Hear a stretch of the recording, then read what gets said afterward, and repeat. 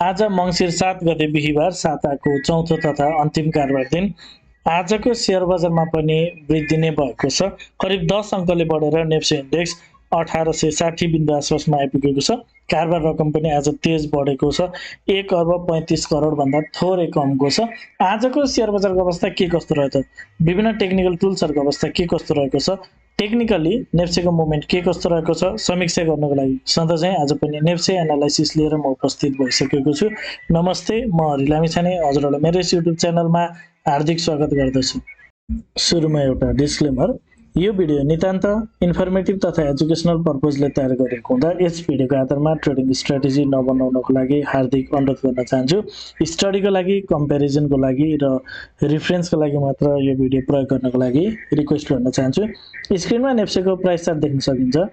आज पनि नेप्सेमा एउटा बुलिश क्यान्डल बनेको छ र मार्केट सुरुवाती चरणमा केही तल आए पनि अन्तिममा भने केही बढेर नै बन्द भएको छ। ओभरअलमा 10 पोइन्ट जति बढेर बन्द भएको छ।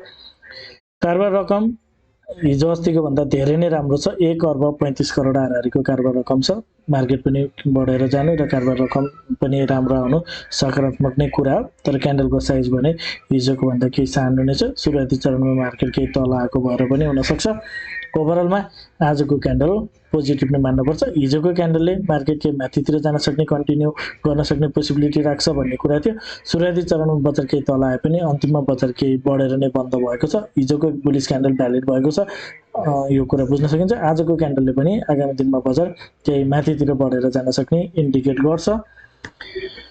अब आजको इन्ट्राडे चार्ट हेरौँ।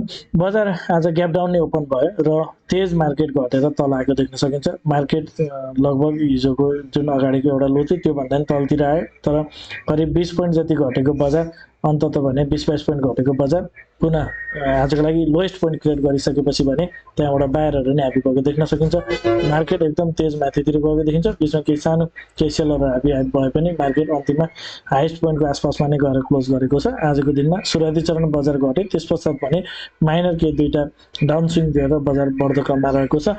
ट्रेन्ड के छ भनेर हेर्छ भने एउटा लोएस्ट पोइन्ट क्रिएट गरिसकेको पछिको मार्केटको ट्रेन्ड भने पोजिटिभ पनि देखिन्छ। मार्केट माथितिर गइरहेको यात्रामा देखिन्छ। जहाँ चाहिँ माथितिर गएको मुभ पुल ब्याक मुभ हो। जुन हिसाबले मार्केट तेज फल भएको थियो त्यो हिसाबले तेज बढ्न चाहिँ सकेको छैन। मार्केट बढ्नको लागि चाहिँ केही कठिनाइ नै भएको छ, तर माथितिर गएको मुभ चाहिँ पुल ब्याक मुभ नै हो। एउटा च्यानल हामीले हेर्छौँ भने एउटा लोएस्ट पोइन्ट क्रिएट गरिसकेपछिको च्यानल चाहिँ अप ट्रेन्डको च्यानल भएको देखिन्छ। ओभरअलमा चाहिँ बेरिस नै छ। एउटा साइड वेज जबसम्म यो हाइलाई पार गर्दैन तबसम्म पोजिटिभ मान्न मिल्दैन, तर तल लोएस्ट पोइन्टबाट चाहिँ मार्केट माथितिर मुभ भएको मुभ चाहिँ एउटा अप ट्रेन्डको च्यानल नै क्रिएट भएको देख्न सकिन्छ। लोहरू यो लो भन्दा अर्को लो चाहिँ माथि नै बनेको छ। यो हाईको दाँजोमा अर्को हाई चाहिँ माथितिर बन्न गइरहेको देखिन्छ। अप ट्रेन्ड च्यानल कन्टिन्यू छ, माथितिरकै यात्रामा रहेको देखिन्छ। 15 minutes time frame. 15 minutes time फ्रेममा मार्केटको मुभ बियरिस छ। अगाडिको लो दाँजोमा यतापट्टि लोवर लो बनेको हुनाले मार्केट चाहिँ यो माथितिर गइरहेको मुभ चाहिँ पुल ब्याक मुभ हो भनेर हामीले हेर्छौँ। अहिले मार्केट 1860 मा क्लोजिङ छ। अब 13-14 पोइन्ट मार्केट यदि बढेर माथितिर लाग्छ भने मार्केट चाहिँ 15 मिनट्स टाइम फ्रेममा बुलिस रहनेछ र त्यस पश्चात मार्केट फर्दर माथि जान सक्ने पोसिबिलिटी रहन सक्छ। अहिले पनि मार्केटको मुभ राम्रो छ। एउटा लोएस्ट पोइन्ट क्रिएट गरिसकेपछिको मार्केटको मुभ पनि एकदम राम्रो देखिएको छ। मार्केट केही माथितिर जानको लागि रेडी भएको जस्तो र मार्केट माथि जाने क्रममा यो हाईलाई जुन 1873 मा रहेको छ यो हाईले चाहिँ पार गर्छ जस्तो प्याटर्न चाहिँ देखिएको छ। अहिलेसम्मको प्याटर्न हेर्दाखेरि राम्रो ट्रेन्ड देखिएको छ। मार्केट बढ्दो क्रममा छ, बढिरहेको प्याटर्न छ, कुनै त्यस्तो माथि घट्ला जस्तो देखिएको छैन। र यदि मार्केटले 1873 लाई पार गरेर चाहिँ 15 मिनट्स टाइम फ्रेममा मार्केट चाहिँ बुलिस नै हुने कुराहरू हामी बुझ्न सक्छौँ। जबसम्म 1873 लाई पार गर्दैन तबसम्मको मुभ चाहिँ हामीले एज अ पुल ब्याकको रूपमा नै हामीले लिन सक्छौँ। तर आज मार्केट जुन हिसाबले सुरुवाती चरणमा तल गएको छ यहाँनिर चाहिँ क्लियर म्यानिपुलेसन भएको देखिन्छ। जुन आजको सुरुको फल छ यो फल चाहिँ क्लियर म्यानिपुलेसन भएको हुनाले मार्केटमा म्यानिपुलेसन भइसकेपछि चाहिँ मार्केटको केही मुभहरू हुने गर्छ। सो मार्केटले चाहिँ यो हाईलाई पार गर्न सक्ने पोसिबिलिटी चाहिँ केही बढी छ जस्तो हामी बुझ्न सक्छौँ। मिन्स मार्केट चाहिँ केही माथितिर जान खोजेको जस्तो देखिएको छ। आवरली टाइम फ्रेम हेरौँ।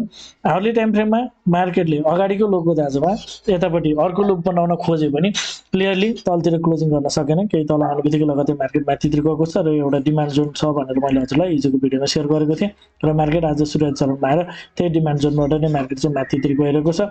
यस हिसाबले हामीले हेर्छौँ भने मार्केट माथि जाने क्रममा अब मार्केट माथितिर गइरहेको छ, यो माथितिर कन्टिन्यू हुन सक्छ र माथि जाने क्रममा मार्केट चाहिँ 1895 देखि 1915 को लेभलसम्म चाहिँ ट्याप हुन्छ कि जस्तो हामी देख्न सक्छौँ। यो लेभलसम्म चाहिँ मार्केटले टच गर्न जान सक्ने कुराहरू हुन सक्छ।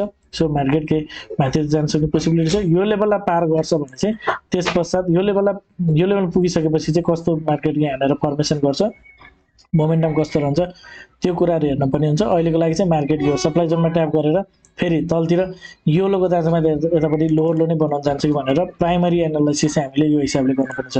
अहिले चाहिँ मार्केट एउटा राम्रो सेटअपका साथ मार्केट माथितिर गइरहेको देखिन्छ र माथि जाने क्रममा आवली टाइम फ्रेम अनुसार मार्केटले यो लेभललाई इजिली पार गर्न सक्छ र माथिको सप्लाई जोनसम्म चाहिँ पुग्न सक्ने देखिन्छ।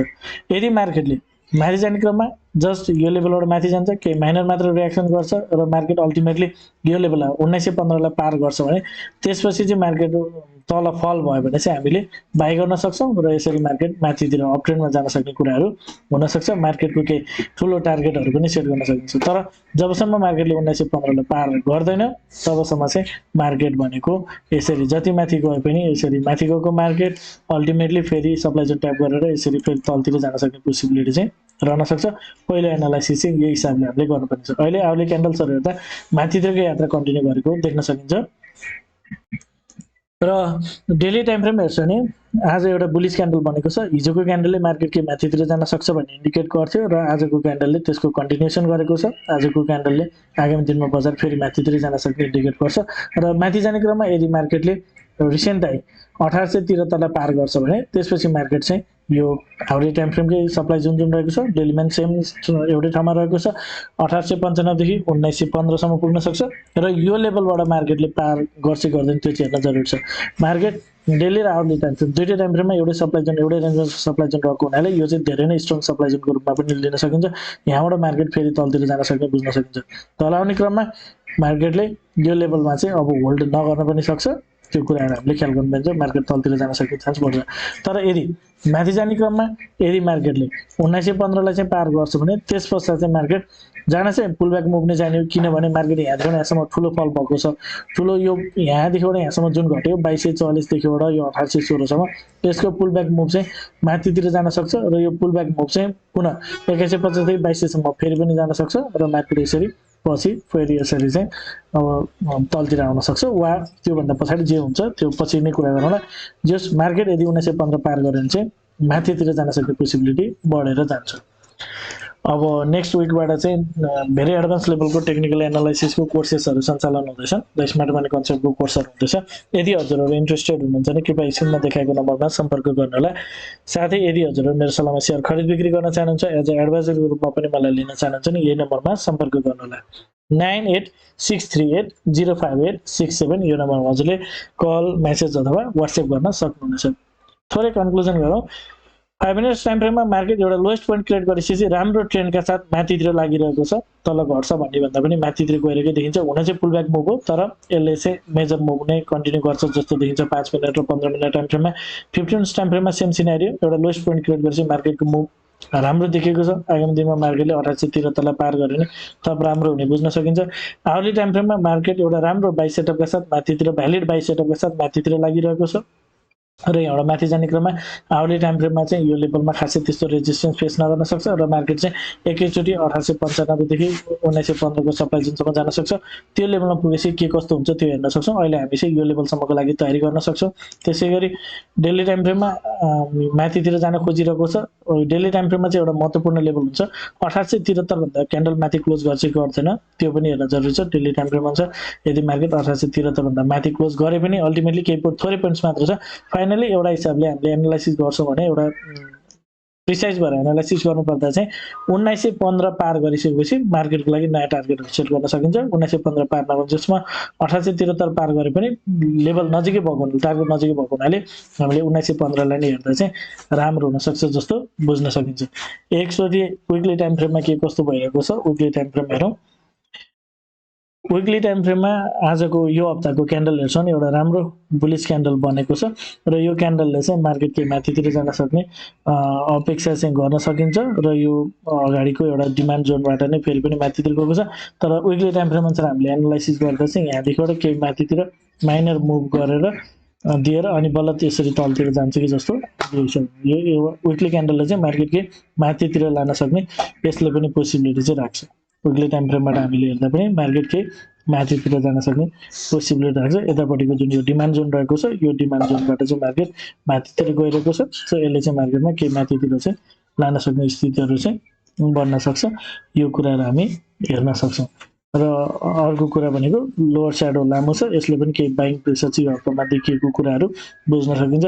नेक्स्ट आइटममा मार्केट तल आउने क्रममा नै केही साइड पनि खेल्न सक्छ। यो कुराहरू पनि हामीले विचार गर्न सक्छौँ। हजुरहरूलाई मेरो भिडियो के कस्तो लागिरहेको छ?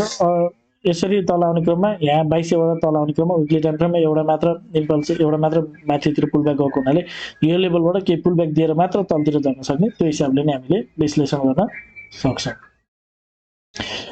हजुरहरूलाई मेरो भिडियो के कस्तो लागिरहेको छ कमेन्टमा जानकारी गराइदिनु होला। भिडियो मन परेको छ, उपयोगी भइरहेको छ, भिडियोले हजुरहरूले के सहयोग पुर्याएको छ भिडियोमा एक लाइक भने अवश्य गरिदिनु होला। साथै च्यानलमा नयाँ हुनुहुन्छ, पहिलोपटक हेर्दै हुनुहुन्छ अथवा अहिलेसम्म पनि च्यानल सब्सक्राइब गर्नु भएको छैन भने च्यानल सब्सक्राइब गरिदिनु होला भन्न चाहन्छु। हवस् त, धन्यवाद, नमस्ते।